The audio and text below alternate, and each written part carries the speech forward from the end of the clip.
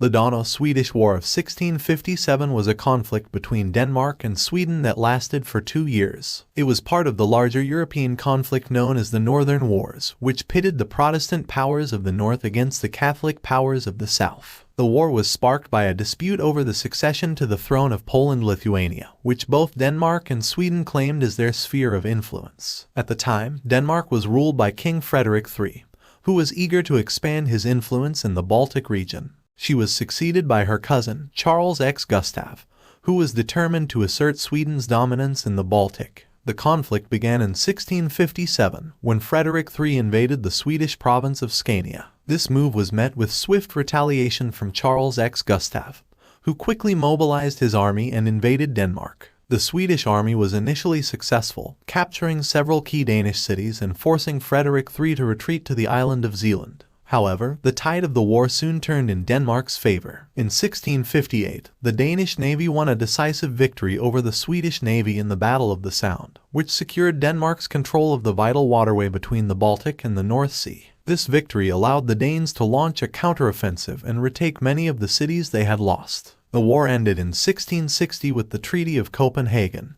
which was largely favorable to Denmark. Sweden agreed to cede several provinces, including Scania, to Denmark and pay a large indemnity. In addition, Denmark was recognized as the dominant power in the Baltic, and Sweden was forced to abandon its plans for expansion. The Dano-Swedish War of 1657 was a significant event in European history, as it marked the beginning of Denmark's emergence as a major power in the region. It also demonstrated the importance of naval power in this era, as the Battle of the Sound was one of the largest naval battles of the 17th century. Finally, the war highlighted the ongoing struggle between Protestant and Catholic powers in Europe, which would continue to shape the continent's history for centuries to come.